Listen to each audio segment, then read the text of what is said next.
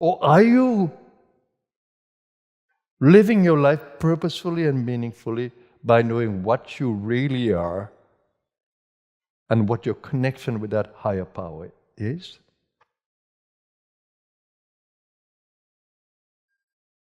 Are you living with meaning and purpose every day, that you can see the meaning of every relationship that you are in? First, the relationship with the body, and then the relationship that you meet on the outside. Are you seeing and understanding the meaning and purpose of every relationship that you are caught in? You're caught in that you cannot get rid of. Are you seeing the meaning and purpose of every pattern of thought and memory that emerges from within your being? Are you seeing meaning and purpose in them? They have a meaning and purpose. They can help you to grow in consciousness. They can help you to come closer to the divine within you. Everyone have a challenge in your space, whether it's physical, emotional, mental, social, whatever it is. It can help you to get closer to that connection with the divine that can bring you faith and assurance in every step. Do I worry about tomorrow? I don't. The Christ said, why worry about tomorrow? Look at the lilies in the field. They toil not, nor do they spin. Even Solomon in all of his glory cannot compare.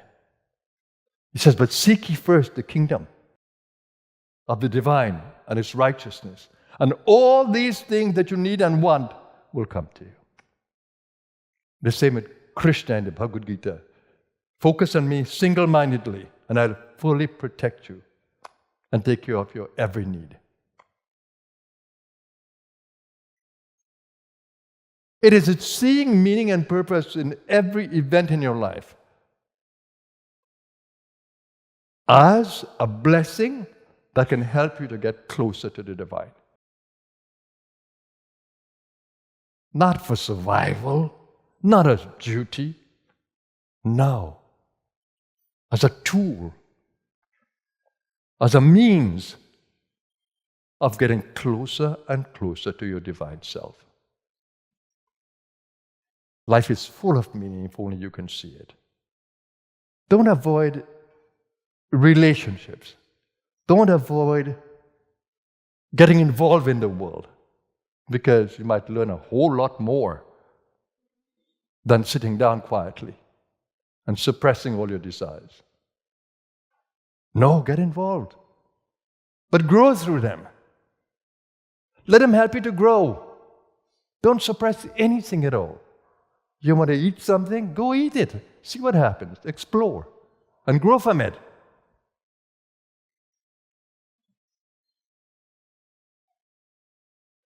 You want to have a child? Get married and have an experience. And grow from it. Don't deny yourself what your heart goes after. No, go with it. But take the divine with you. God help me. I cannot help but doing this, but stay with me. Guide me through this. Let me grow in this. Let me become free through this. No, that's the way.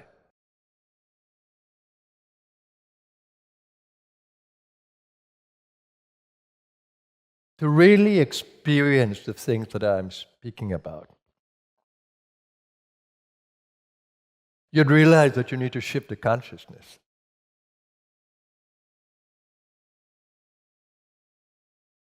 If you are in body consciousness, you think that you are human. I'm only human, you would say. Of course, you're not only human. You're divine also. How do you experience that divinity that you already are?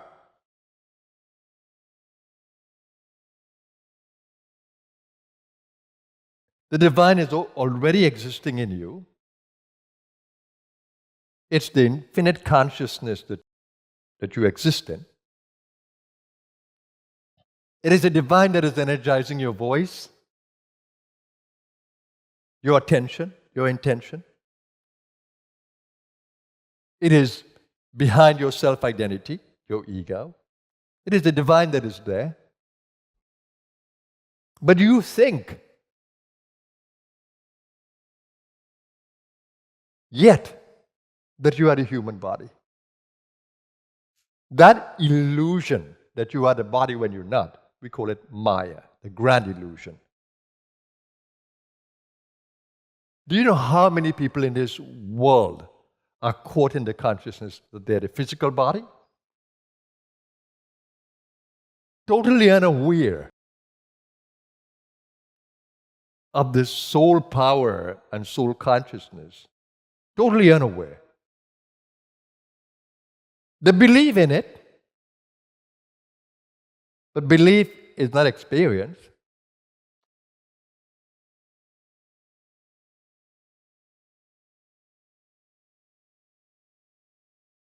But to really understand that you exist in the divine, that you are a soul and not the body, you need to shift the consciousness. You need to go to another level of consciousness which you're capable of, fully capable of.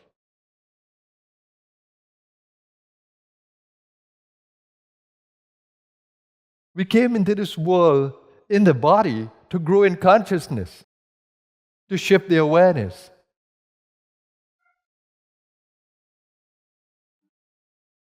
And we have 3 knots that tie the soul to the body. In yoga, where you learn of these three knots.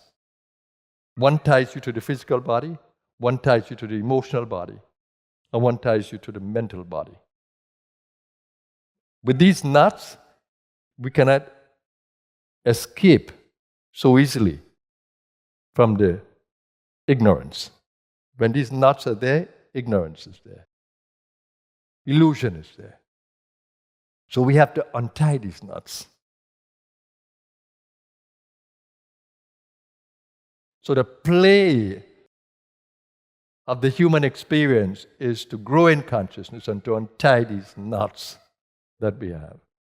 If you really go deeply and go to the heart, you will actually feel a knot there that is preventing you from breathing fully, preventing you from loving. You go to the mind, and if you're trying to appreciate and understand what is behind the mind, you'll feel like a knot is there.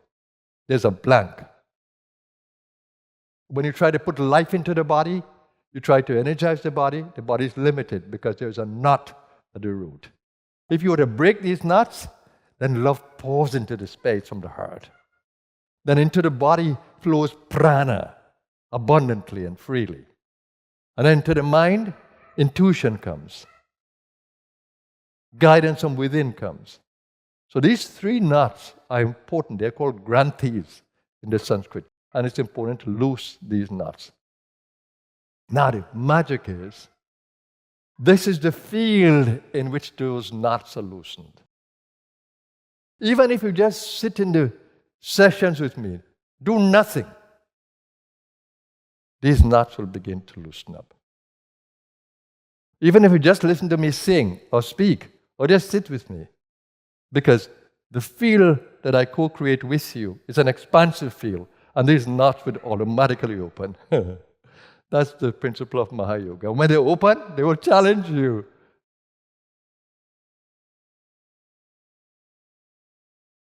So, what do I spend my time doing? Helping you to grow. That's where all my time is spent. Helping to wake up souls from the Maya and to break the knots that hold us in the illusion. That's what I do with all my time. Even when I don't message you or speak to you, I'm thinking of you because you are my purpose. But my greatest wish is for you to shift the consciousness. There are a couple things I want to say to you. You know, there's a saying, birds of a feather flock together. Or another one, show me your friend and I'll tell you who you are. Who do you associate with in your daily life? Whom do you get caught up with in the daily life? Is it the pleasure journey? Is it the power journey? It's with the material people. Because that's where you will stay. If you want to grow in consciousness, if you want to shift, you have to change the company. You have to associate with people who will help you to grow. with those who are more noble and wise. Just stay around them. You'll pick it up. Expose your children to them.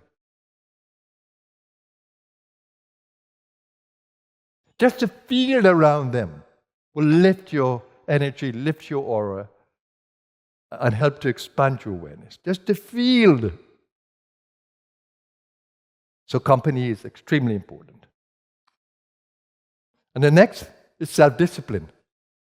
You say that you want to grow. You say that you want to be free. You say you want to be divinely empowered. Show me the discipline. Show me that you really mean it. Show me that you meditate. Show me that you're trying to bring energy into all your actions. We prayed for that.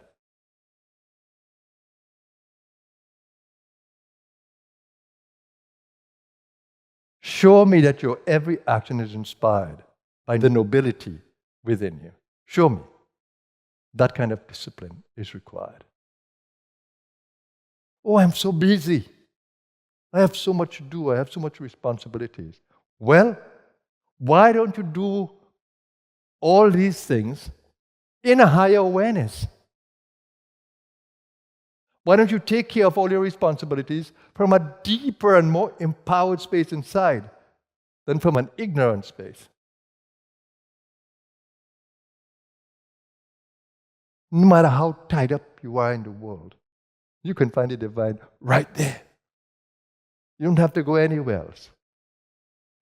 Retreat for a moment, center yourself, and take that consciousness into the world. And strive every day to live in the light, to walk the light. Or that striving need to happen every day. But the moment you wake up, your eyes open up to the world. You try to make contact with the consciousness and energy of the deeper space. The saying is, an idle mind is a devil's workshop. An idle mind, where you just leave your mind vulnerable and open to all the energies, is a devil's workshop. All the bad thoughts will come, all the angry thoughts will come, all the lustful thoughts will come, and you have no protection. They will knock your head everywhere, or your feet everywhere. And when you sit to meditate, when you sit to train yourself, you need to reorganize your mind until your mind becomes more laser-like, until you can focus well. You need to purify the mind so the negative thoughts can't come in. And you need to strengthen the mind so that you can become impervious to any kind of penetration. So what do? Mantra. For a restless mind, mantra. Man means the activity of the mind. Tra means to protect or to save or to liberate. Mantra. Just Om, Om, Om, Om, Om, Om, Om. Om Guru, Om Guru, Om Guru. Om Guru, Om Guru, Om Guru, Om Guru, Om Guru, Om Guru, Om Guru, Om Guru, Om Guru, Om Guru, Om Guru. That reorganizes your energy.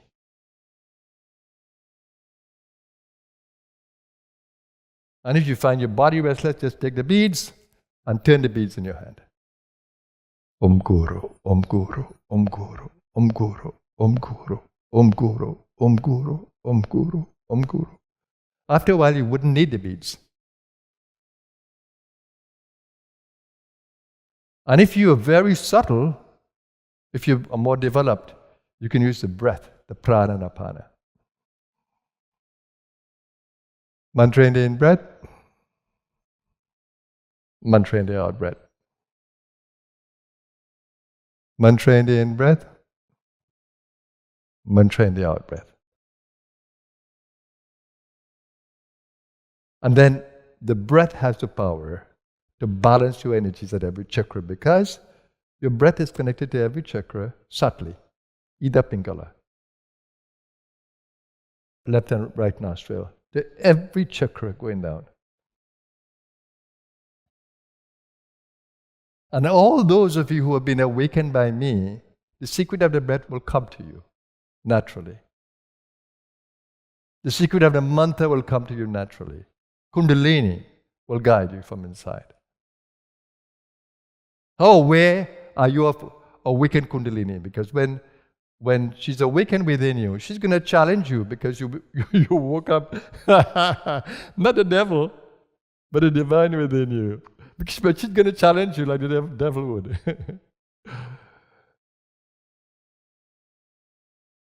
She's going to bring what we call kriyas. She'll begin to cleanse every chakra from its darkness, from its tamas, and its rajas. She's going to bring you more and more into sattva, goodness.